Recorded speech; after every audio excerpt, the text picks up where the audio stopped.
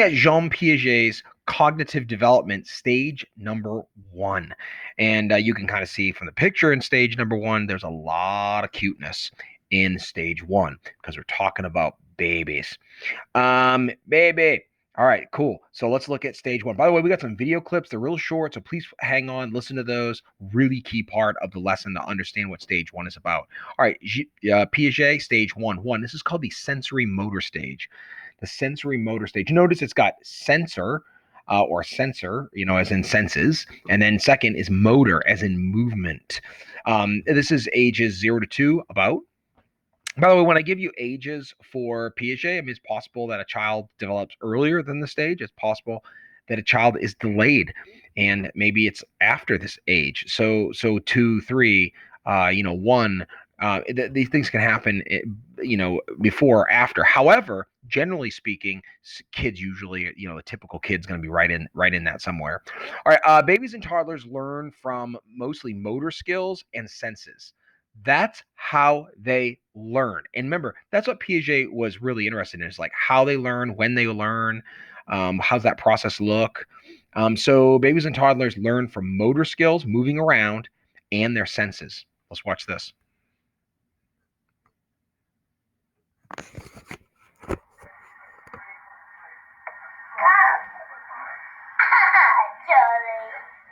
Johnny bit me.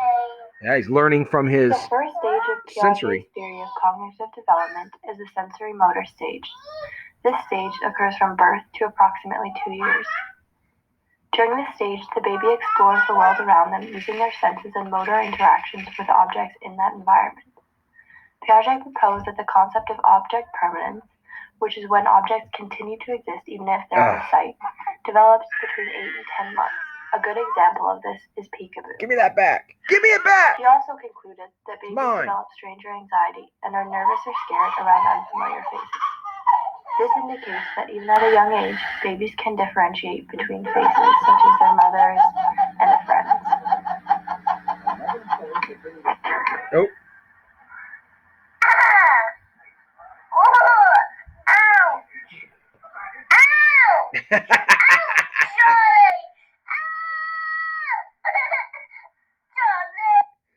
I shouldn't laugh at the kid getting bit, but it was, you gotta admit, it's kind of funny. All right, so Charlie bit him.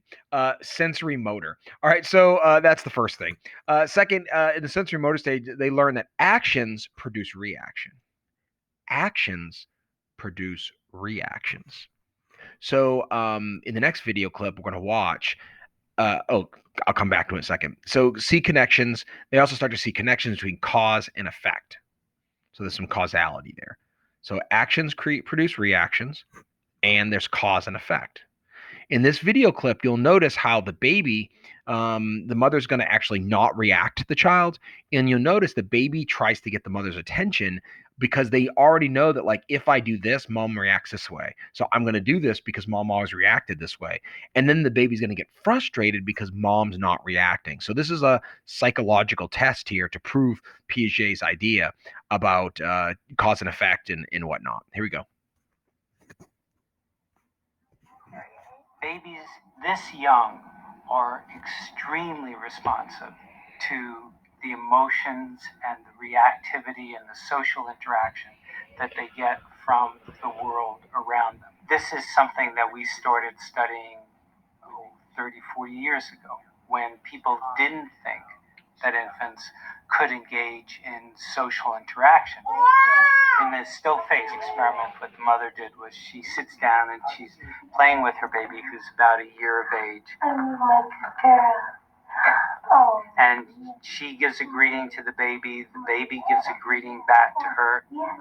This baby starts pointing at different places in the world, and the mother's trying to engage her and play with her. They're working to coordinate their emotions and their intentions, what they want to do in the world. And that's really what the baby is used to. And then we ask the mother to not respond to the baby. This seems a little mean. The baby very quickly picks up on this. And then she uses all of her abilities to try and get the mother back. She smiles at the mother. She points because she's used to the mother looking where she points. Again, cause and effect. She remembers this cause and effect. The baby puts both hands up in front of her and says, "What's happening here?" She makes that screechy sound at the mother, like, "Come on, why aren't we doing this?" Even in this 2 minutes, when they don't get the normal reaction, they react with negative emotions. They turn away. They feel the stress of it. They actually may lose control of their posture because of the stress that they're experiencing.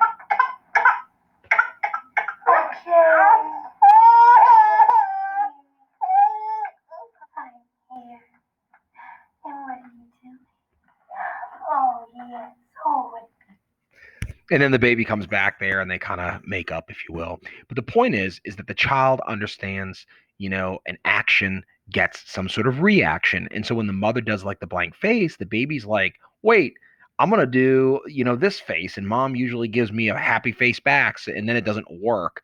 So the child starts to cry because that usually gets an attention too, right? So anyway, babies start to learn that. So this is the sensory motor stage. All right. Imitation is the main way of babies learning. That is the main way they learn. They imitate older children. They imitate older family members and parents, of course, in particular.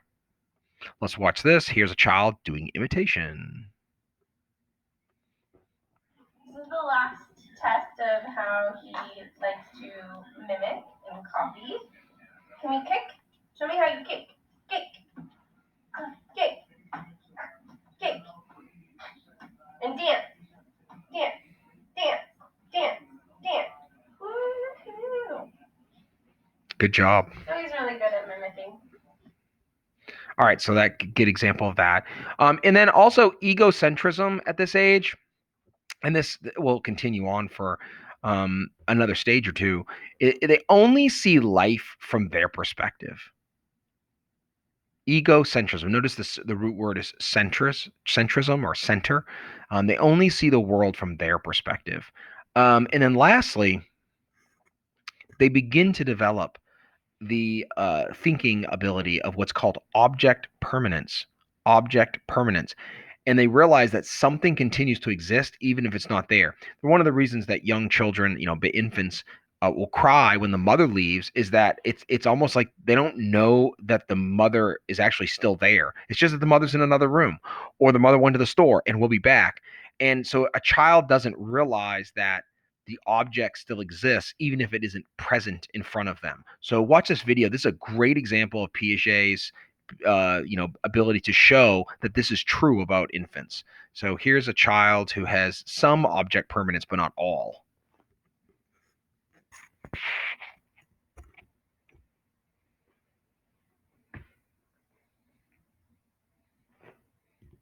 So they pass some object permanence, but then fail the second part.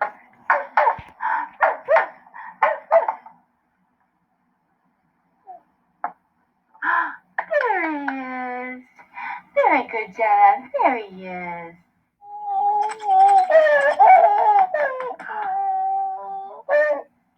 There he is. There he is. Too high.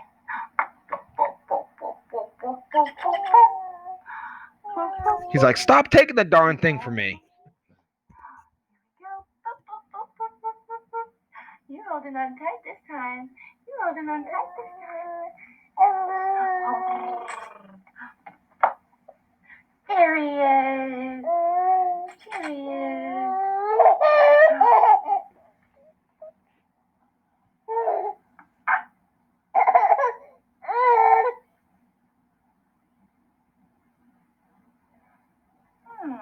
Where is that?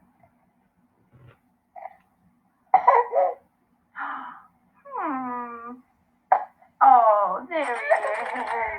So you see the baby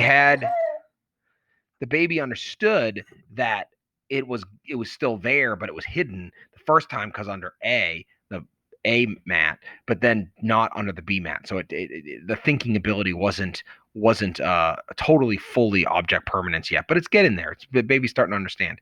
All right. One thing I want you to do is to pause this screen and try to see if you can say what belongs in each blank as a way to practice. Plus, there will probably be a practice quiz to do. Thanks.